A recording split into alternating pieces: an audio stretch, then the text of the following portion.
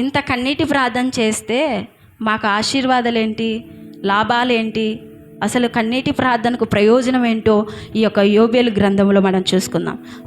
యోబేలు గ్రంథము 2వ అధ్యాయము 21వ వచనం చదువుకుందాం. యోబేలు గ్రంథము 2వ అధ్యాయము 21వ వచనం.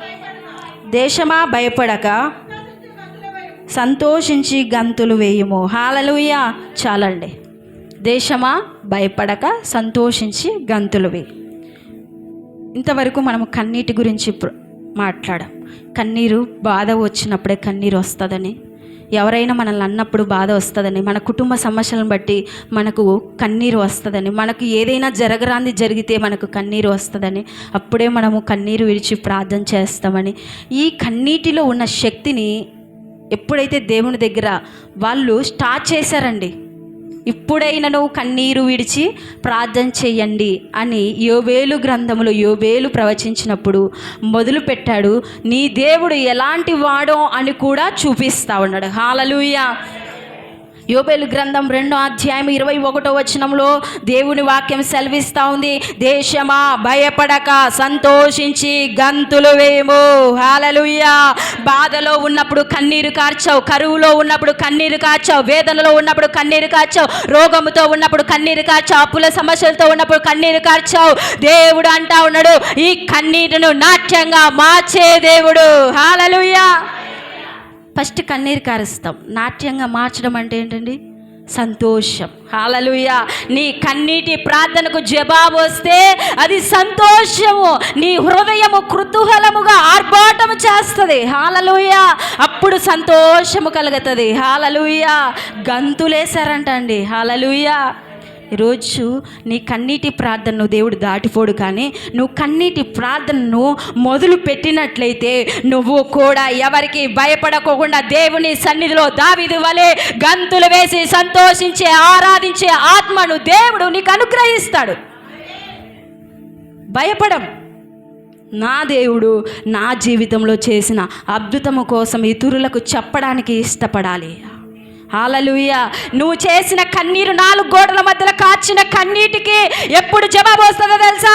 దేశము మధ్యలో, దేశము యొక్క ఉన్నత స్థలములో, దేశము యొక్క ఉన్నత ఔన్నత్యమైన స్థలములో దేవుడు నీకు జవాబు ఇస్తాడు. 4 మధ్యలలో కాచిన కన్నీటికి ఎక్కడ జవాబు వస్తుంది? బహిరంగంగా జవాబు వస్తుంది. హల్లెలూయా. వీళ్ళు ఎక్కడ కార్చారండి కన్నీరు? కన్నీరు ఎప్పుడు కారుస్తామండి? ఎవరు చూడకూడదని మనం కన్నీరు ఎప్పుడు కారుస్తామండి?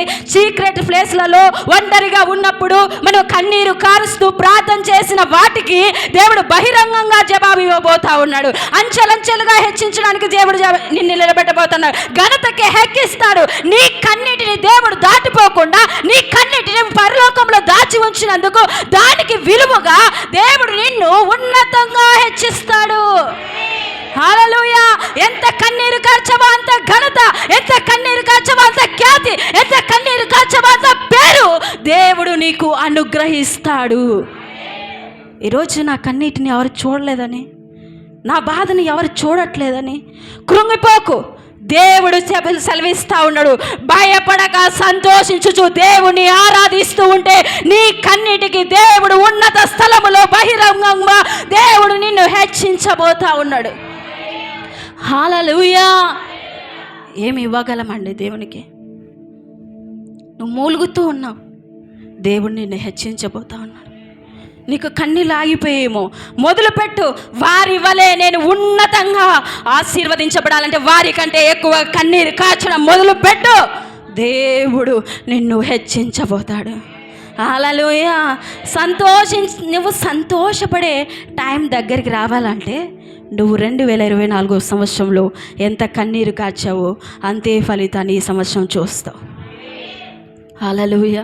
ఈరోజు నువ్వు కూడా గుడ్ల మీద పొదిగినట్లు ప్రార్థనలో పొదుగుతూ ఉంటే ప్రార్థన యొక్క ఫలితమును నువ్వు అనుభవిస్తావు. ప్రార్థన యొక్క విజయాలను చూడాలంటే దేవుని సన్నిధిలో ఒదగాలి. దేవుని కార్యాలను చూడాలంటే, దేవుని ఫలితాలను చూడాలంటే నువ్వేం చేయాలి? పొదగాలి. హల్లెలూయా. కన్నీటి ప్రార్థనలో పొదగాలి. హల్లెలూయా. ఒదుగుదామండి, పొందుకుందామా అండి? ఫలితాలను చూద్దామా అండి?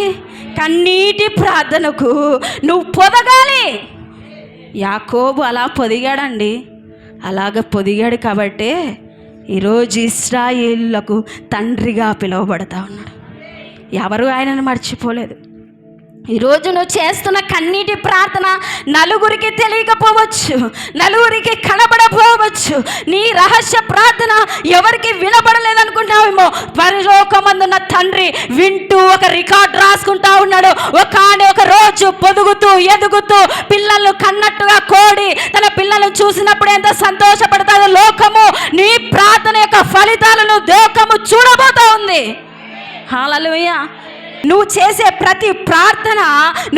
ప్రతి ప్రార్థనకు జవాబు రావాలంటే ఏం చేయాలి సార్? నీ కన్నీళ్ళు దేవునితో మాట్లాడాలి, నీ మోకాళ్ళు దేవుని సన్నిధిలో వంగాలి, నీ చేతులు దేవునికి సమర్పించాలి, నీ మనసు దేవునితో ఏకమైనప్పుడు ప్రతి ప్రార్థనకు దేవుడు జవాబు ఇస్తాడు. అప్పుడు లోకము నిన్ను చూసి నీ పేరును, నీ ఖ్యాతిని ప్రపంచమంతటా చరిత్ర చెప్పుకున్నట్లుగా, తరతరాలు వ్యాపించినట్లుగా నీ యొక్క నివాస స్థలమును, వంశ స్థలమును అభివృద్ధి పరుస్తాడు. హల్లెలూయా. అప్పుడు సంతోషం వస్తుందండి. అప్పుడు సంతోషం వస్తుంది. దేవుడు నిన్ను అంతగా ఆశీర్వదించాలనుకుంటా ఉన్నాడు. కన్నీరు కార్చి ప్రార్థన చేయడం మొదలుపెట్టు. ఎంత దుర్స్థితిలో వెళ్ళినా, ఎంత దుర్మార్గ స్థితిలోకి వెళ్ళినా, ఎటువంటి స్థితిలో నీకు కళ్ళ ఎదుట కనిపిస్తున్నా నీకు కళ్ళకు కన్నీళ్లు రావట్లేదే, నీ హృదయం ఎంత బండబారిపోయింది, నీ హృదయం ఎంత కఠినం చేసుకొని ఉన్నావు. దేవుడు అంటున్నాడు మెత్తగా చేసుకో. హల్లెలూయా. మన హృదయం ఎప్పుడు మెత్తగా ఉండాలి దేవుని సన్నిధిలో. చూడు, నీ పైకి వచ్చే వారిని కూడా ఎవరు జోక్యం చేసుకుంటారు? దేవుడు జోక్యం చేసుకుంటాడు. నువ్వు కన్నీరు కార్చి ప్రార్థన చేస్తే నీ మీద దోమ కూడా వాళ్ళనివ్వడు దేవుడు. హల్లెలూయా. చూడండి, మళ్ళీ కన్నీటి ప్రార్థన చేస్తే ఒకటి సంతోషం, రెండవది దేవుడు మనకి ఏమి అనుగ్రహిస్తాడు బైబిల్ గ్రంథంలో చూసుకుందాం. యోబేలు గ్రంథము 2వ అధ్యాయము 22వ వచనం చదువుకుందాం. భయపడకుడి.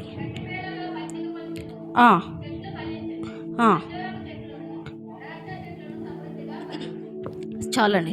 సమృద్ధిగా ఫలించును. హల్లెలూయా. మొదటి అధ్యాయంలో చూస్తే ఏ చెట్టు పూయలేదు, ఏ కాయి పూసినా పసరు పురుగులు, గొంగలి పురుగులు పంటనంతా తినివేస్తూ ఉన్నాయంట. హల్లెలూయా.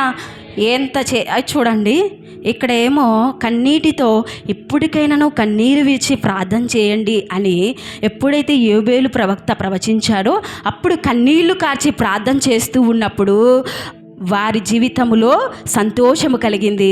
రెండవదిగా సమృద్ధి. హల్లెలూయా. సమృద్ధి.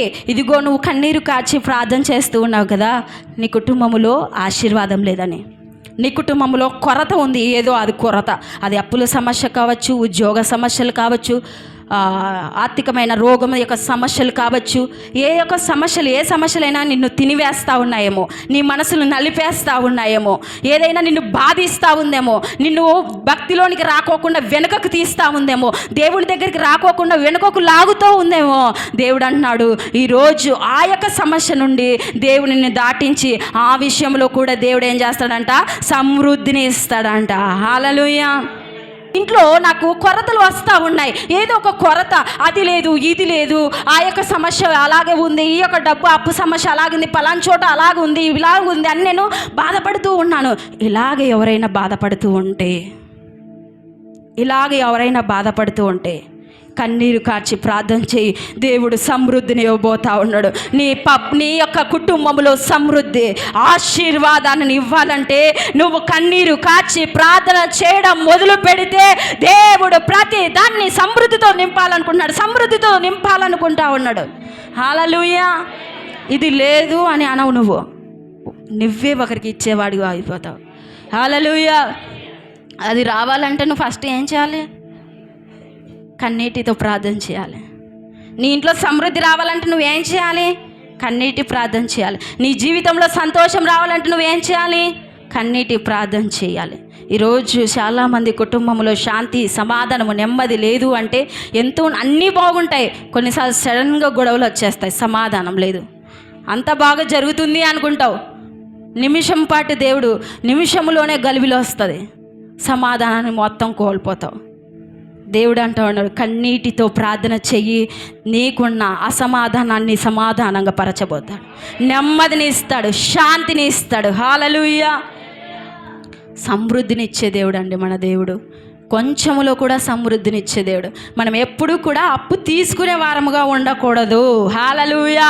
అప్పులు ఇచ్చే వారముగా ఉండాలి, వడ్డీకి కాదు, మామూలుగా ఇచ్చే వారముగా ఉండాలి. హల్లెలూయా. దేవుడు వడ్డీలు వ్యాపారం చేయమనట్లేదు, అది తప్పు. హల్లెలూయా. అలాగే బైబిల్ గ్రంథములు కన్నీటి ప్రార్థన చేస్తే ఒకటి సంతోషం వస్తుంది, రెండవది సమృద్ధి వస్తుంది, మూడవది చదువుకుందామండి. యోబేలు గ్రంథం 2వ అధ్యాయము 25వ వచనము. తృప్తి పొంది ఇంత కార్యములు జరిగించిన మీ దేవుడైన యెహోవా నామమును స్తుతించినట్లు నేను పంపిన మిడతలను, గొంగల పురుగులను, పసుల పురుగులను, చీడ పురుగులను అను నా మహాసైన్యమును తినివేసిన సంవత్సరముల పంటను నీకు మరలా ఇత్తును. హల్లెలూయా. వీళ్ళు గొంగలి పురుగులు, చీడ పురుగులు, పసర పురుగులు ఇవన్నీ పంటను తినేస్తున్నాయి. పశువులు ఉన్నాయంటావా? పశువులు మంచిగా పాడి ఇవ్వట్లేదు, గడ్డి ఉంటేనే కదండి పశువులు. అలాగని ఏదన్నా పంట వేద్దామా, పంట అంతా పురుగులు తినేస్తున్నాయంట. చేతికి పైరు రావట్లేదు, పెట్టుబడి చాలా పెడుతున్నారు, రాబడి చాలా తక్కువ వస్తుంది. ఇక్కడ వినాలి, పెట్టుబడి చాలా పెడుతున్నారు వాళ్ళ చేతన ఇంత, రాబడి దేవుని దగ్గర నుంచి ఎంత వస్తుంది? చాలా తక్కువ వస్తూ ఉంది. ఇక్కడ అంటా ఉన్నాడు, నేను పంపించిన మహా సైన్యమును నేనేం చేస్తూ ఉన్నాను? తీసివేస్తూ ఉన్నాను, మరలా పంటను నేను ఇస్తాను. ఈ మాట వల్ల ఏంటో తెలుసా? 2024 సంవత్సరంలో ఏదైతే కోల్పోయావో దేవుడు నీకు మరలా ఇవ్వబోతా ఉన్నాడు. కోల్పోయిన దానికంటే దేవుడు రెట్టింపుగా ఇవ్వబోతా ఉన్నాడు. హల్లెలూయా. దేవుడు మరలా ఇస్తాడంటండి మనకి. హల్లెలూయా. కోల్పోయిన అవకాశాలు ఏమున్నాయో, కోల్పోయిన పరిస్థితులు ఏవై ఉన్నాయో, కోల్పోయిన వస్తువులు ఏవై ఉన్నాయో, కోల్పోయిన మనుషులు ఎవరైతే ఉన్నారో దేవుడు వారికి తగిన విధముగా మరలా ఇస్తాడంట. హల్లెలూయా. దేవుడు ఒకప్పుడు నువ్వు ధనికంగా ఉన్నావేమో, ఇప్పుడు అప్పుల్లో పడేవేమో. దేవుడు అంటున్నాడు, నిన్ను మరలా మునుపటి స్థితికి తెస్తానని, మరలా నీకు ఉద్యోగం ఇస్తానని, మరలా నీకు రోగము లేకోకుండా ఆరోగ్యవంతంగా చేస్తానని, మరలా నిన్ను ఉత్తేజపరుస్తానని, మరలా నిన్ను విశ్వాసంలో పెంచుతానని, మరలా నిన్ను నేను భక్తిలో పెంచుతానని. హల్లెలూయా. కోల్పోయిన వాటిని దేవుడు ఏం చేస్తాడంట? మరలా ఇస్తాడు. హల్లెలూయా. కన్నీటితో ప్రార్థన చేస్తే దేవుడు ఏం చేస్తాడండి? కోల్పోయినవి మరలా మనకి ఇస్తాడు. అవకాశాలు జరిగితే మళ్ళీ రావు, కానీ దేవుని దగ్గర నువ్వు ఏడుస్తే దేవుడు మళ్ళీ అవకాశం ఇస్తాడు. హల్లెలూయా. ఇంతవరకు ఏడవడం మొదలు పెట్టలేదేమో, ఏడ్చు. గొప్ప గొప్ప ప్రవక్తలు, గొప్ప గొప్ప దైవజనులు ఏడ్చారండి. అబ్బా తండ్రి అని ఏడ్చారు. నా తండ్రి, నా తండ్రి అని ఎలీషా ఏడ్చాడు. ఆ మాట కూడా చూద్దామా? 2వ రాజుల గ్రంథము 13వ అధ్యాయము 14వ వచనం. 2వ రాజుల గ్రంథము 13వ అధ్యాయము 14వ వచనం.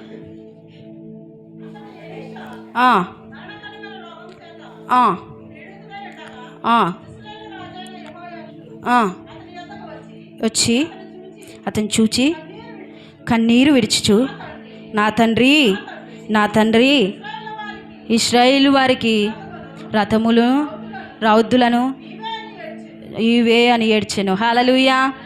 అందరం చేతులు ఎత్తి చెప్దామని. హల్లెలూయా. ఎలీషా ఎవరండి? ప్రవక్తకి ఏడవలసిన అవసరం ఏముందండి? మనమే ఏడవము. పెద్ద గంటలు ప్రార్థనా పరులమేం కాదు, మనమే ఏడవము. ఏమని ఏడుస్తున్నాడు తెలుసా?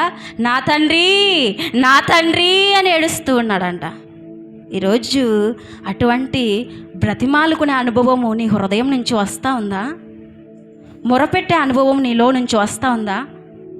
ఏడ్చాడంట ఎలీషా ప్రవక్త. ఏ రోజన్నా మనం ఒక పరిస్థితిని బట్టి ఒక గంట తరబడి దేవుడి దగ్గర ఏడ్చావా?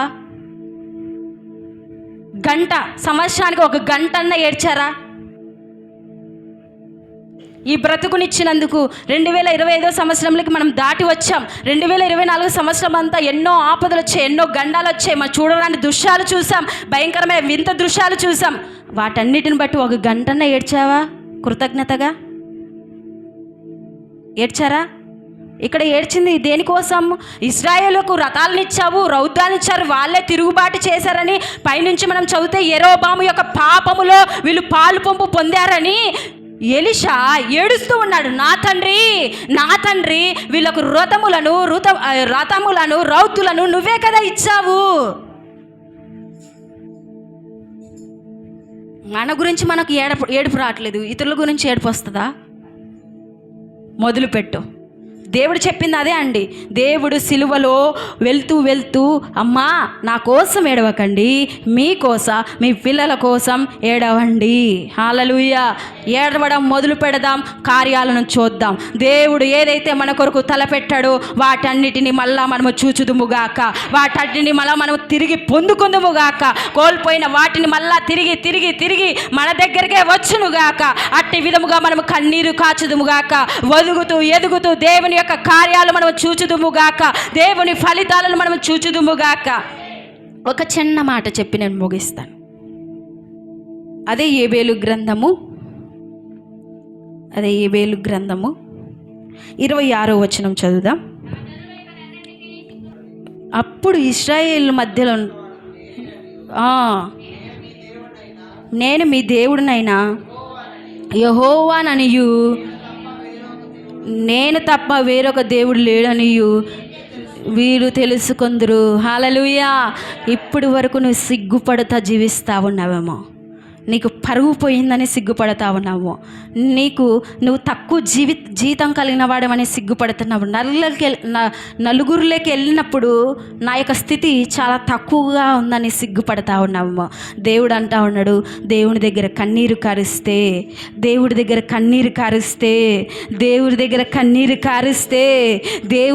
కన్నీరు కార్చడం మొదలు పెడితే దేవుని వాక్యం సెలవిస్తూ ఉంది, దేవుని నమ్ముకున్న బిడ్డల్ని ఎప్పుడు కూడా సిగ్గుపరచడు. నువ్వు నమ్ముకున్న దేవుడు సిగ్గుపరచడు. ఒకానొక రోజు నువ్వు చేసిన కన్నీటి ప్రార్థన ద్వారా వీళ్ళ దేవుడు ఎవరంటే యెహోవాయే అని చెప్పుకున్న రోజులు రాబోతా ఉన్నాయి. కన్నీరు కాచి మొదలు పెడితే హల్లెలూయా.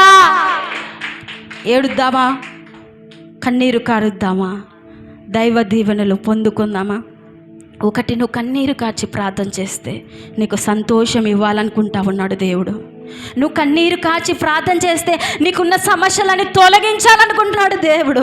నువ్వు కన్నీటి ప్రార్థన మొదలు పెడితే నీ ముందు ఉన్న అవరోధాలు, అడ్డంకులు అన్నిటిని దేవుడు తొలగించడానికి మొదలు పెట్టాలనుకుంటా ఉన్నాడు దేవుడు. నువ్వు కన్నీరు కార్చి ప్రార్థన చేస్తూ ఉంటే నీకు కుటుంబంలో సంతోషంనిచ్చి సమృద్ధిని ఇవ్వాలనుకుంటా ఉన్నాడు దేవుడు. నువ్వు కన్నీటి ప్రార్థన చేస్తూ ఉంటే కోల్పోయిన వాటిని అన్నిటిని తిరిగి ఇవ్వాలనుకుంటా ఉన్నాడు దేవుడు. సమస్తాన్ని నీ దగ్గరికి తీసుకురావాలనుకుంటా ఉన్నాడు దేవుడు. నువ్వు కన్నీరు కార్చి ప్రార్థన చేస్తూ ఉంటే దేవుడు నిన్ను సిగ్గుపరచుకోకుండా దేవుడే నిన్ను తలగా ఎత్తబోతా ఉన్నాడు దేవుడు. హల్లెలూయా. కన్నీరు కారుద్దామండి. నువ్వు సిగ్గుపడకోకుండా దేవుని దగ్గర కన్నీరు కాచి ప్రార్థన చేస్తే నలుగురిలోకి వెళ్ళినప్పుడు దేవుడు నిన్ను సిగ్గుపరచడండి. వీళ్ళ దేవుడు యెహోవాయే దేవుడని తెలుసుకున్నట్లుగా నీకు పేరును, ఖ్యాతిని, ఘనతని ఇవ్వబోతాడండి. హల్లెలూయా.